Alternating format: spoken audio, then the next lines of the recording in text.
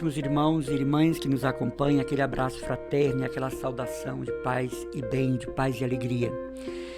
Nós vivemos momentos muito difíceis e críticos, momentos de rupturas ideológicas, momento de permissividade moral, momentos em que se esfria a prática religiosa e se chega a questionar Deus e seus atributos. Também nós vivemos um momento de grande questionamento da fé cristã, sobretudo da fé cristã católica. Os inimigos da Santa Igreja já não se escondem. Os inimigos do Santo Padre, o Papa, já não se escondem. É explícita a inquietação dos inimigos da Igreja com relação ao seu perfil, seu papel. E nós nos perguntamos o que está acontecendo a nível de mundo. Quantas pessoas me procuram para perguntar se isso são sinais da volta iminente de Jesus, da segunda volta de Cristo? Quanta gente me pergunta se isso são fragmentos do terceiro segredo de Fátima? Mas quero dizer que isso tem sua origem na explosão da década de 70, quando entra a permissividade moral a nível de mundo, quando entra a permissividade religiosa a nível de mundo. Então isso não é fruto do agora, mas digamos assim, é uma tsunami moral provocada por situações passadas que agora estão deflagradas, estão aparentes. A perseguição à igreja também nunca esteve tão evidente como agora. Sobretudo contra o Santo Padre, o Papa, e dentro da própria Igreja Católica, né? Quantos bispos, cardeais, sacerdotes, religiosos e religiosas e leigos transmitem ideias contrárias ao pontificado do Papa Francisco, do cardeal Bergoglio. Então nós nos perguntamos, e eu, como eu me posto, como cristão católico? Qual o meu procedimento? Qual a minha atitude? Qual o meu proceder frente à perseguição à Igreja Católica? De que maneira eu dou testemunho do meu batismo? De que maneira eu estou levado a dar testemunho de Cristo por meio da fé que me estimula, da fé que justifica meus atos? Então nós não podemos ficar indiferentes a todo esse rompante contra a Santa Igreja. Seria um caso do pecado de omissão. Nós precisamos nos manifestar, como agora este deputado em São Paulo, anarquizando a figura dos bispos, sobretudo do arcebispo de Aparecida, sobretudo da pessoa do Papa, chamando os bispos de pedófilos, chamando os bispos e o Santo Padre de homossexuais, que usam a batina para implantar ideias no povo. Quer dizer, a igreja sempre esteve presente, a igreja sempre foi denúncia profética do que é injusto, a igreja sempre esteve na linha de frente contra tudo aquilo que, a nível de mundo, de Brasil, é contrário ao Evangelho. A igreja nunca silenciou, nunca se acovardou. Que o diga entre nós a figura ilustre de Dom Aloysio Lochaide. Que o diga a figura ilustre para o Nordeste, Brasil e mundo de Dom Helder. Que eu diga todos os padres religiosos, religiosas, leigos, catequistas que deram a vida esses anos todos em martírio em defesa da fé. Então não é novidade para a igreja falar sobre situações que contrariam o Evangelho. Então o cardeal, o bispo, falou que uma pátria amada não pressupõe uma pátria armada.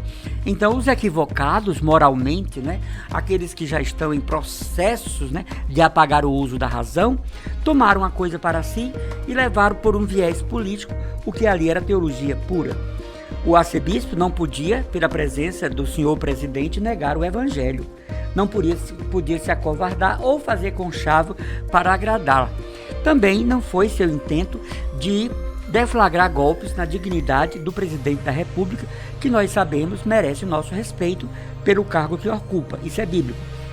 Mas a igreja nunca vai se calar diante daquilo que está errado, também dentro dela, também dentro das suas realidades eclesiais. De maneira que esse desrespeito aos cristãos católicos também faz parte do nosso processo de conversão e do nosso testemunho. Jesus disse para os apóstolos, o que fizeram a mim vão fazer a vocês. Jesus diz, quem quiser me seguir, renuncie a si mesmo, tome a sua cruz e me siga. De maneira, meus irmãos e irmãs, que daqui para frente será, entre aspas, normal toda violência moral, toda a violência retórica contra nós católicos. Porque a Igreja Católica, esta sim, fundada por Jesus, nunca se acovardou, Nós temos aí um grupo de cristãos não católicos fazendo conchavo, se chama a bancada evangélica. De onde saiu isso? O que está por detrás disso? O que significa isso? Eu me lembro bem de uma pastora apontando o dedo em riste aos católicos: agora é a nossa vez. Como se quisesse passar para nós uma ameaça que o grupo cristão evangélico irá nos massacrar, quando na verdade a igreja não teme isso, porque se isso acontecer faz parte da sua vocação, do seu munus, da sua identidade. É preocupante quando se nega os valores da fé em detrimento, né, do próprio testemunho, e se fazem alianças políticas para estabelecer a ponte entre o ter, o acumular e o ser. Então a Igreja Católica não entra nessa. Você nunca vai ver no segmento político, a nível de América Latina e Brasil, a bancada católica, porque a igreja não tem essa preocupação. A igreja tem preocupação que os seus políticos cristãos católicos atuem de forma legítima, testemunhando o seu batismo, ouvindo o que a igreja realmente fala. Mas não é pretensão da igreja, não é pretexto da igreja estar, digamos assim, na linha de frente, compartilhando, beneficiando, exaltando, idolatrando políticos que amanhã, com certeza, não darão o feedback a esses raciocínios. A igreja continua a ser o que ela é. Bem faz lembrar para nós o que dizia Catarina de Weck: a igreja é o que é a sua época. Então, meus caros irmãos, nós somos chamados a dar testemunho em meio à perseguição, calúnia, difamação, né? É próprio do cristão católico reluzir, né? Transparecer Jesus, expressar Jesus para aqueles que não creem ou para aqueles que se dizem cristãos, mas os seus procedimentos estão verdadeiramente equivocados e desnorteados, né? Vocês veem, por exemplo, os discípulos de Emaús caminharam com Jesus e só o descobriram na fração do pão, porque era característico o jeito que Jesus partia o pão. É tanto que eles vão olhar para o caminheiro de Emaús e vão perguntar: você é o único forasteiro em Jerusalém que não sabe o que aconteceu nesses dias com Jesus? Então eles não conheceram Jesus e estavam caminhando com Jesus. Vejam, só conheceram Jesus quando Jesus fez que ia passar adiante e eles disseram: é tarde, Senhor, fica conosco. E ali dentro perceberam quem era Jesus, porque ele tinha um jeito próprio de partir o pão. Tem pessoas que estão caminhando com Jesus, mas não sabem quem ele é. Tem pessoas que leem a Bíblia, que dizem ser cristão, que cantam louvores, que levantam braços, que batem palmas, que gritam aleluias, que fazem festival, que gravam CDs, mas as suas vidas não é a representação do cristianismo, pelo menos em público. É a representação de um desejo de brilhar, a representação do desejo de acumular dinheiro, de ganhar ibope, quando o cristianismo é justamente o nosso viver escondido com Cristo em Deus, como diz São Paulo. Portanto, esses ataques ao Santo Padre, aos bispos, cardeais, aos religiosos, sacerdotes, já está na lista do dia, na ponta do dia, né? Na pauta do dia. Faz parte do segmento de Jesus, da identificação de sua igreja. Tenhamos muito medo dos elogios do mundo, tenhamos muito medo das coisas que nos ilustram, que nos colocam em evidência. Busquemos o último lugar, como disse Santa Teresinha do Menino Jesus. Procuremos a sombra do Mestre para darmos testemunho de Cristo. Temamos tudo aquilo que faz com que nós sejamos pessoas reluzentes. Isso é muito perigoso para um cristão católico.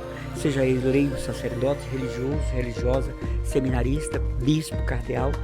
Não, a nossa função de testemunho social não nos pressupõe estarmos nessas funções altaneiras, né? Nesse lusco-fusco, nesse brilho social. Nos preocupa muito os atuais padres da mídia, né? Chamados assim, os padres que estão transtornando o seu sacerdócio em função de fã-clubes, em função de dinheiro, de tirar foto com artistas, de ir almoçar com artistas, traindo o seu sacerdócio e envergonhando a Santa Igreja. Vamos olhar para os padres que estão na missão, para os sacerdotes que estão na santidade, para os sacerdotes que são homens e mulheres religiosos e religiosas sérios. Vamos olhar para os bispos, cardeais, que estão na linha de frente do anúncio do Evangelho. E aí nós vamos entender a perseguição. Nós vamos entender por que se faz esse glossário de tantas acusações. Um homem com respaldo político, porque não pode ser julgado enquanto tal, chamando os cardeais e bispos de pedófilos, colocando numa cesta só essas realidades que são periféricas em se tratando de Igreja Católica. E também ao Santo Padre. Mas eu digo, de uma certa forma, nós católicos temos um meia-culpa a bater no peito, porque atualmente, dentro do catolicismo, muitas comunidades que se dizem católicas estão contra o Santo Padre. Outro dia eu vi uma freira, uma religiosa, na internet, dizendo que para a congregação delas, o Papa é Bento XVI, que o Papa atual não é legítimo. Olha, gente, isso vindo de uma religiosa é grave, gravíssimo. Então, fica aí, esse ponto para os nossos bispos da CNBB perceber essa congregação religiosa, na qual a coordenadora geral diz: nós temos como Papa o Papa Emérito. Isso é grave, gravíssimo. Quem rejeita o Papa, rejeita Pedro. Quem rejeita Pedro, rejeita Jesus. Que Deus assim nos abençoe, nos conceda a graça da sua infinita misericórdia e a assistência constante da sua providência. Um grande abraço para você que nos assiste.